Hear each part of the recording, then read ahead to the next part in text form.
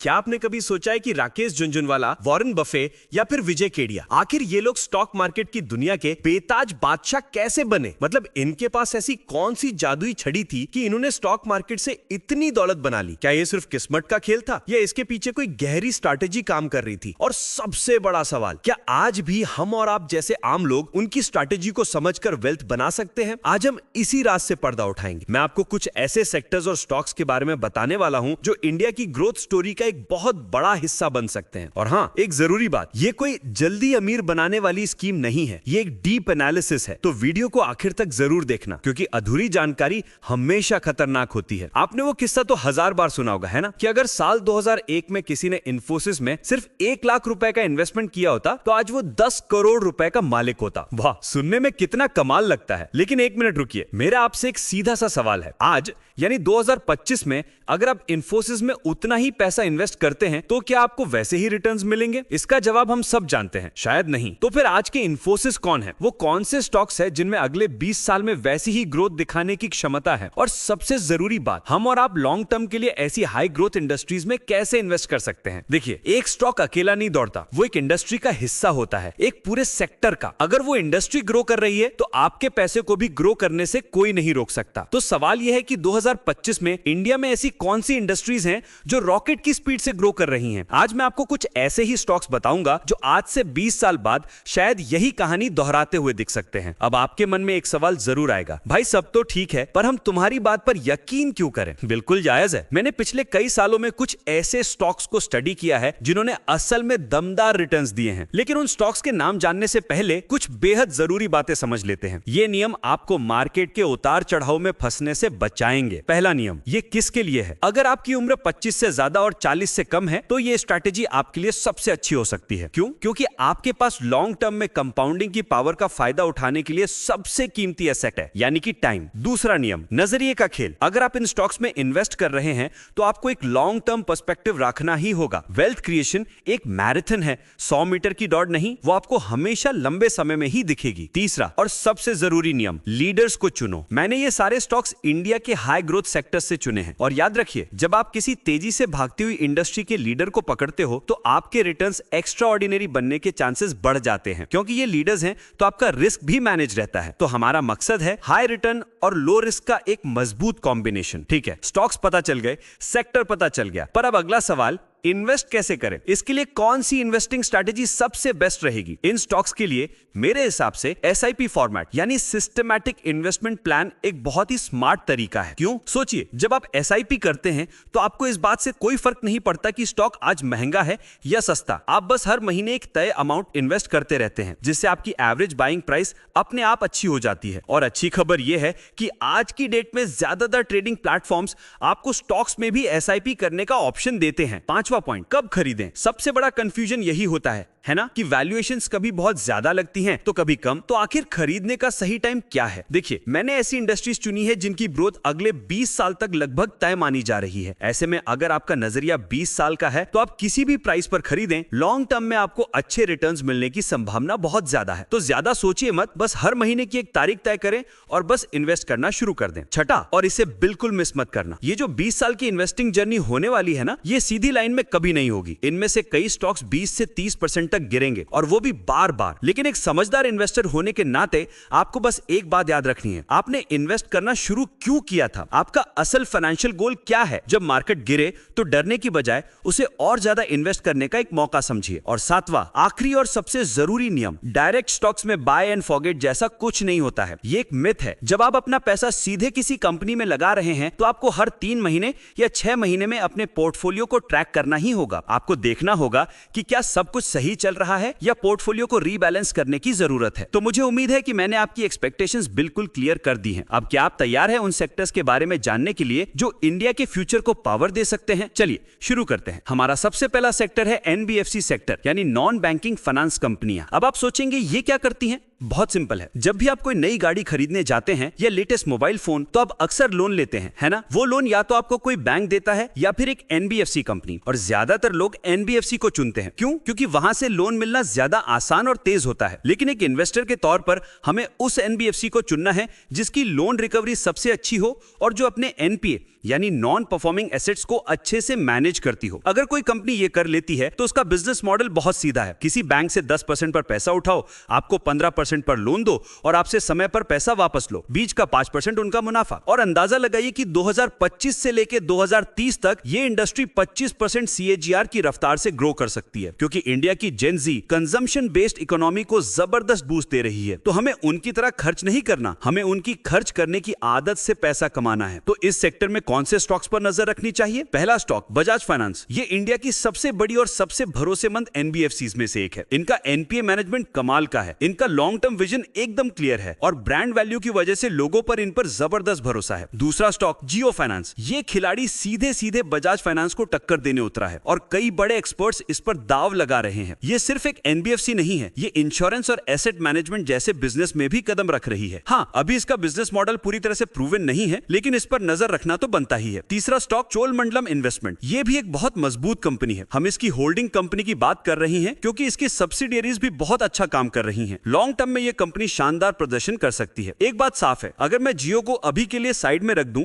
तो बाकी दोनों कंपनियां अपने NPA को बहुत अच्छे से मैनेज करती हैं और उनकी रिकवरी बहुत सॉलिड है। अब बात करते हैं उस सेक्टर की जिसने पिछले 2 दशकों में इंडिया में लाखों करोड़पति बनाए हैं, इंडियन IT सेक्टर। आप मल्टी बैगर्स की कोई भी लिस्ट उठा लीजिए, आपको सबसे ज्यादा नाम IT सेक्टर के ही मिलेंगे। लेकिन सवाल यह है कि 2025 के बाद अगले 20 सालों में क्या होगा, क्योंकि अब आप सिर्फ TCS, इन्फोसिस या विप्रो पर दांव लगाकर शायद वैसे रिटर्न्स नहीं बना सकते। वो कंपनियां अब बहुत बड़ी हो चुकी हैं। अब हमें अगली पीढ़ी के IT चैंपियंस को ढूंढना है। और अगली पीढ़ी किस टेक्नोलॉजी पर चलेगी? AI, ऑटोमेशन और मशीन लर्निंग पर। तो हमें ऐसी कंपनियां ढूंढनी है जो सिर्फ IT सर्विसेज नहीं बल्कि इन फ्यूचर रेडी टेक्नोलॉजीज पर काम कर रही हैं। तो ऐसी ही 3 कंपनियां मैं आपको बताता हूं। पहली है परसिस्टेंट सिस्टम्स। ये कंपनी करंटली IT सर्विसेज में तो है ही, लेकिन ये बहुत तेजी से LLM मॉडल्स यानी AI के कोर में भी घुस रही है। इसकी ग्रोथ भी 25% CAGR के आसपास बनी हुई है, जो कि शानदार है। हाँ, वैल्यूएशन अभी थोड़ी ज्यादा है,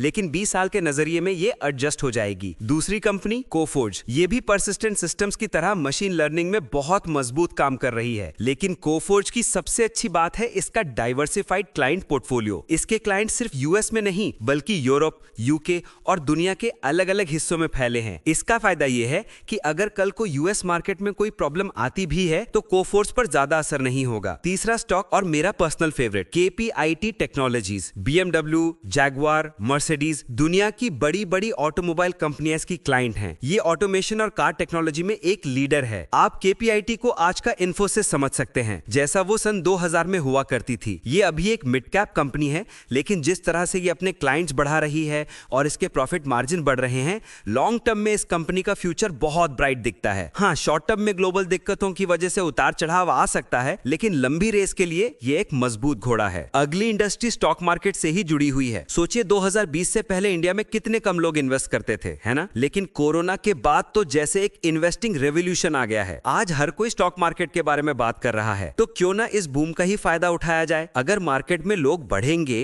ट्रेडिंग बढ़ेगी, तो कुछ कंपनियां हैं जिनका बिजनेस अपने आप बढ़ेगा, चाहे कोई पैसा कमाए या गवाए। पहली कंपनी CDSL यानी सेंट्रल डिपॉजिटरी सर्विसेज लिमिटेड। ये एक डिपॉजिटरी है। जब भी आप कोई स्टॉक खरीदते या बेचते हैं तो वो आपके डीमैट अकाउंट में CDSL के पास ही सुरक्षित रखा जाता है। अब चाहे कोई इन्वेस्टर हो या ट्रेडर, जब भी वो कोई ट्रांजैक्शन करेगा CDSL को उसका फायदा मिलेगा। और इंडिया में इन्वेस्टर्स का वॉल्यूम तो दिन ब दिन बढ़ ही रहा है। दूसरी कंपनी BSE यानी बॉम्बे स्टॉक एक्सचेंज। जब आप स्टॉक खरीदते या बेचते हैं तो किसी एक्सचेंज के जरिए ही करते हैं, जैसे NSE या BSE। NSE का IPO अभी आने वाला है, लेकिन BSE ऑलरेडी लिस्टेड है, तो जब भी BSE के प्लेटफॉर्म पे कोई ट्रेड होता है उसे कमीशन मिलता है। सिंपल। जैसे जैसे मार्केट में पार्टिसिपेशन बढ़ेगा, BSE की कमाई भी बढ़ेगी। तीसरा स्टॉक है CAMS यानी कंप्यूटर एज मैनेजमेंट सर्विसेज। जब हम स्टॉक मार्केट की बात करते हैं तो म्यूचुअल फंड का जिक्र अपने आप आ जाता है, और म्यूचुअल फंड्स को भी अपना पेपर वर्क और बैकएंड संभालने के लिए किसी की जरूरत होती है। ये काम करता है CAMS। तो अगर म्यूचुअल फंड इंडस्ट्री और स्टॉक मार्केट इंडस्ट्री ग्रो करेगी तो CAMS को ग्रो करने से कौन रोक सकता है? चलिए अब सीधे उन कंपनियों की ही बात करते हैं जो आपका और हमारा पैसा मैनेज करती हैं। एसेट मैनेजमेंट कंपनीज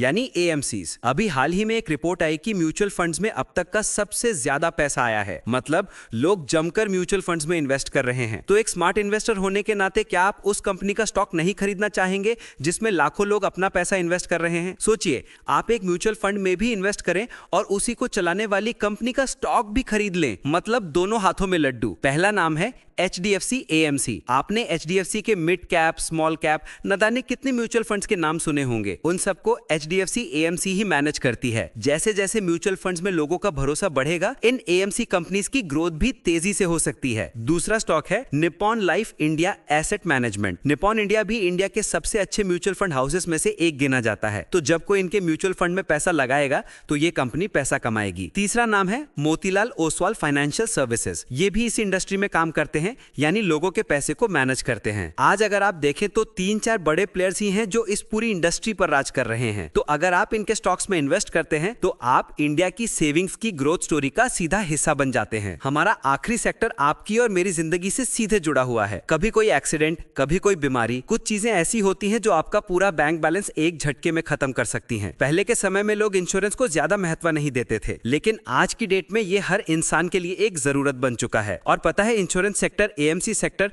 या CDSL जैसे सेक्टर्स की सबसे खास बात क्या है? इनके प्रोडक्ट्स स्टिकी होते हैं। मतलब अगर आप एक बार इनके कस्टमर बन गए तो आप सालों साल उन्हीं के कस्टमर बने रहते हैं। आप हर साल अपना इंश्योरेंस प्रोवाइडर नहीं बदलते हैं ना। इसी वजह से लॉन्ग टर्म में ये कंपनियां बहुत प्रॉफिट कमाती हैं। तो इस सेक्टर में कौन से स्टॉक्स हैं? पहला स्टॉक है HDFC लाइफ। HDFC अर्गो इनका एक बहुत पॉपुलर प्लान है। HDFC लाइफ धीरे धीरे इंडिया की सबसे बड़ी प्राइवेट इंश्योरेंस कंपनीज में से एक बनती जा रही है। दूसरा स्टॉक है ICICI प्रूडेंशियल लाइफ इंश्योरेंस। ये अपनी इंडस्ट्री में दूसरा सबसे बड़ा प्राइवेट प्लेयर है और लगातार अच्छा परफॉर्म कर रहा है। आप कह सकते हैं कि LIC सबसे बड़ी है, और वो है भी, लेकिन LIC धीरे धीरे अपना मार्केट शेयर प्राइवेट कंपनीज के हाथों खो रही है, क्योंकि प्राइवेट प्लेयर्स के पास ज्यादा इनोवेटिव प्रोडक्ट्स हैं। इसीलिए प्राइवेट इंश्योरेंस सेक्टर में ग्रोथ की बहुत ज्यादा संभावना है। तो ये थे वो 5 हाई ग्रोथ सेक्टर्स, और ये थी वो लगभग 14 कंपनियां जो आने वाले सालों में इंडिया की ग्रोथ को ड्राइव कर सकती हैं। याद रखिए, ये स्टिकी प्रोडक्ट्स वाली इंडस्ट्रीज हैं, मतलब जिसके पास जितने ज्यादा कस्टमर वो उतना ज्यादा पैसा कमाएगा। हमने बात की NBFC सेक्टर की जो इंडिया के कंजम्पशन को पावर दे रहा है। फिर हमने देखा IT सेक्टर जो AI और ऑटोमेशन के दम पर उड़ान भर रहा है। हमने स्टॉक मार्केट के इंफ्रास्ट्रक्चर की बात की जो बढ़ते इन्वेस्टर से फायदा कमाएगा। फिर हमने देखा AMC और इंश्योरेंस सेक्टर जो इंडिया की बढ़ती फाइनेंशियल समझदारी का प्रतीक है। अब मैं आपसे जानना चाहता हूं, अगर आपको इन सेक्टर्स को मिलाकर एक पोर्टफोलियो बनाना हो तो आप कौन कौन से स्टॉक्स चुनेंगे, और आपके पोर्टफोलियो में अभी कौन कौन से स्टॉक्स हैं? नीचे कमेंट्स में जरूर बताइए। मुझे आपके पोर्टफोलियो के बारे में जानकर बहुत अच्छा लगेगा। और हाँ, एक जरूरी बात, आज हमने क्या खरीदे इस पर बात की, लेकिन कब बेचना है ये जानना भी उतना ही जरूरी है। अपनी अगली वीडियो में मैं आपको एक ऐसी एग्जिट स्ट्रैटेजी के बारे में बताऊंगा जिसे बड़े बड़े इन्वेस्टर्स इस्तेमाल करते हैं। याद रखिए, इन्वेस्टिंग एक सफर है, मंजिल नहीं। सीखते रहिए और समझदारी से इन्वेस्ट करते रहिए। स्क्रीन पर आपको कुछ और काम की वीडियोस दिख रही होंगी, उन्हें भी जरूर देखें। मिलते हैं अगली वीडियो में।